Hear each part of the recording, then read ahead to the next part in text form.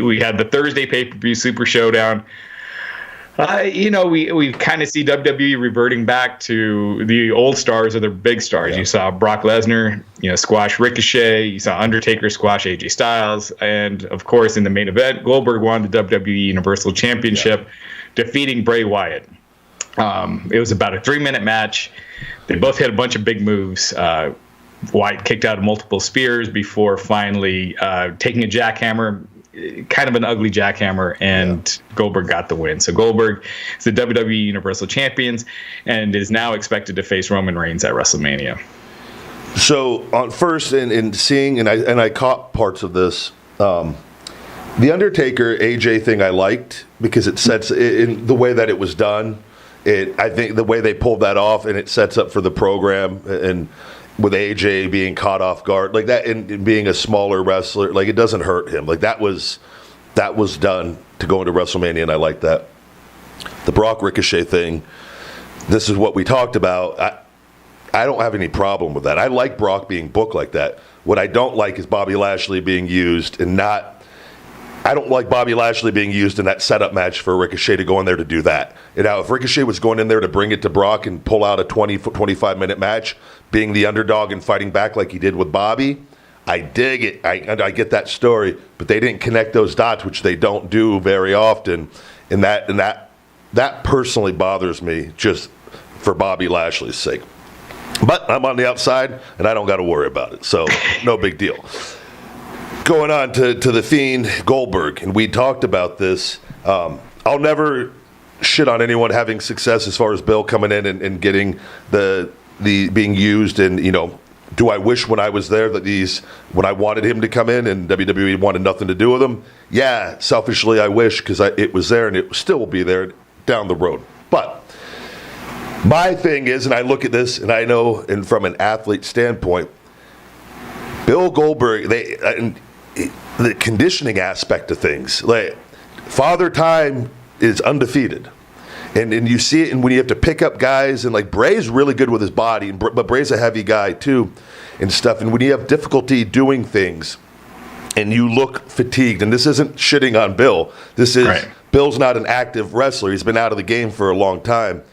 And you question, what are they doing? And I want Bill to be healthy. And the guy, he's still in phenomenal shape. But when you look at it I'm looking at it from a cardio aspect of this, and I could see he's heavily fatigued with very short matches, and he's intense. I get it, and I know how that goes. But I don't know, man. I'm looking at this, and I'm like, how long they've done this so long in the past. And all the talent, Bray, the Fiend is the one thing, and again, he's protected by how they take him out and whatnot. But this is the guy; he's supposedly your top merch seller, and this is the one thing that has interest with the fans, where they're not necessarily shitting on it as much as other things that they do, and not that you could always listen to that and whatnot. But you have an opportunity to have him going to WrestleMania for the title. You need to be in the featured matchups, and having that would raise his stock further. And it upsets me that they're not doing that. But again, it's not my company, not my business. We have to see what the angles are going to be. If it's going to be Fiend, John Cena, did they not want? Was that something they had in the plans? And they don't want John winning the title for this. They don't want him to break the record. That could be something. So they want John in a big matchup. Or the Fiend, and I don't know. And that would really, if John comes in and the Fiend loses at WrestleMania to John Cena, too, like, what the fuck are we doing? Right. But we've seen this, when they don't want any more marquee names, they will take it away when they need to take it away to prevent that. And that is what scares me once again, is what is going on here with this. And the Fiend, he's not in that circle of talent. He never has been, he never will be. Because there's no rhyme or reason who gets put in that circle, but I don't think he's ever been in it. And yeah, I don't know. Yeah, I think it's one of those things where when the Fiend made his debut, when they did the Firefly Funhouse stuff, I love that stuff. And his debut at SummerSlam with Finn, I thought was amazing. Yep. After that, I felt like they started getting too creative, having the red lighting, just throwing too much at it to where it lost a lot of its momentum. And by putting the title on him right away, I think that hurt him too. He didn't need it. I mean, it's tough. Where do you go from it? That's why, and I understand. But here's my thing: is you've built him up to be stuff like this. You got to have patience. It should be booked this way for over a year. You don't. This is how you make people big time names. You don't just because what they do is you got to have a long vision on this stuff, and for even as adults, because you got to remember watching it as adults. It's of course we're going to view it differently than kids view it, and I think that appeal and that thing to kids is always there, especially considering his merchandise numbers, if they were what they were in regards to being in the top position. I just think you need to book him strong for a longer period of time, and not that he's not been booked strong, but just to randomly do this and the Bill Goldberg stuff confuses me. I'm honestly baffled because they fucking hated him when I was there. And I'm telling you, Hunter and Vince, I wasn't allowed to fucking talk about him. And it wasn't, and what changed with that, where now they put the title on him twice, he's not there, and I'm happy, his success in making money, great, can't get jealous of that stuff because it's pro wrestling and you want everyone to do, it's just, I know the guy's there. If I was there full time, I would, and this is just as a wrestler being there, I would be fucking pissed. I'm sure all the boys are. Another guy coming in taking a WrestleMania spot, you whore yourself out all year, and then they give the big paydays to the people that aren't fucking holding the company up currently. And that's not a knock on Bill. They do it with all the past guys. And that's why it doesn't bother me nearly as much now that I'm out of there and doing my own thing. But if I was there, and I know from when I was there and the talent, it's extremely frustrating because you give them everything. And the Fiend's killed himself now going into WrestleMania, and he's not going in as the champion the month before. It's and then we're hot-shotting a thing. What are we going to get with Roman and Bill? I mean, with Roman and Bill on this. Bill is not capable of doing longer matches right now. Yeah. If he was, they would do it. Yeah, this kind of reminds me of when you were on the Rise, where they take something that's hot. Yeah.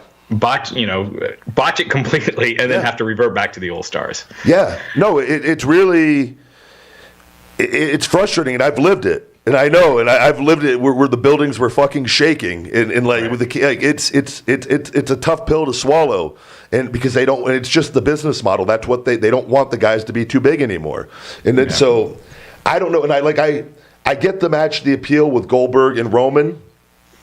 But I don't see, and I watched the match, and that's in Saudi over there, but it just feels like it's too late. That match that's not the match to make.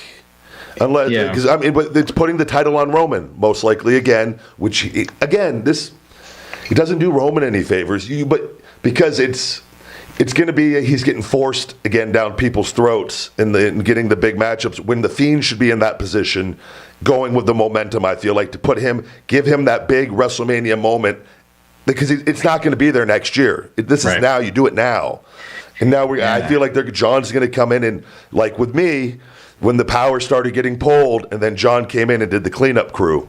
Right, and that's what I feel is going to happen again, possibly. Yeah, and you mentioned the WrestleMania match. There's going to be a lot of the hardcore fans who there's a good chance they'll turn on this match, with Goldberg and Roman Reigns. But let me ask you this. The original plans were for the Fiend to face Roman Reigns for the title, and then John Cena to face Elias. So now it's Bray Wyatt versus John Cena, Goldberg versus Roman Reigns. I do think that the change is for the better as far as those matches go. Yeah, I mean, I don't have a problem. I like Elias a lot. I like Elias. Mm-hmm. I think I like Elias versus John Cena if Elias is going over. Yeah. I don't, because that does elevate Elias. And then, but the problem with that is then you got to continue to book Elias good, which they won't do. Yeah. So they're not going to do that. And John is coming in for a big payday, a big matchup. And I think John, and this is in knowing how Vince thinks, I think John has been used when he's come back. I don't think John, from when he was active to when he left, his value diminished a little bit, in my opinion. And I know how Vince is. Vince is looking at this as Cena needs a big win at WrestleMania to reestablish him as the Babe Ruth of in pro wrestling. That's how Vince looks at things. So he's not looking at it what are my current guys that are holding up this company? How can we elevate them higher? It's how can I keep John Cena's legacy intact?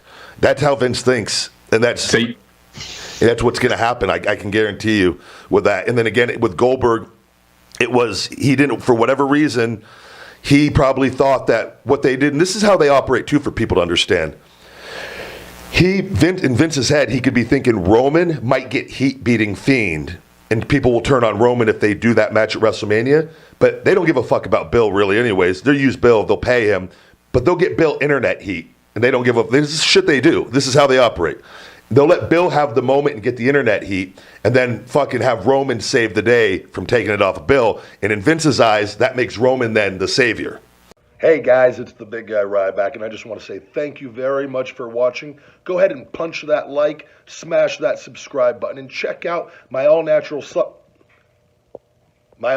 supplement line. Supplement. Stupid! My all-natural supplement line, Feed Me More Nutrition, available on Amazon and feedmemore.com. And as always, Conversation with the Big Guy Ryback, available on all podcast platforms, iTunes, Google Play, SoundCloud, and wherever podcasts are available. Never forget, feed me more.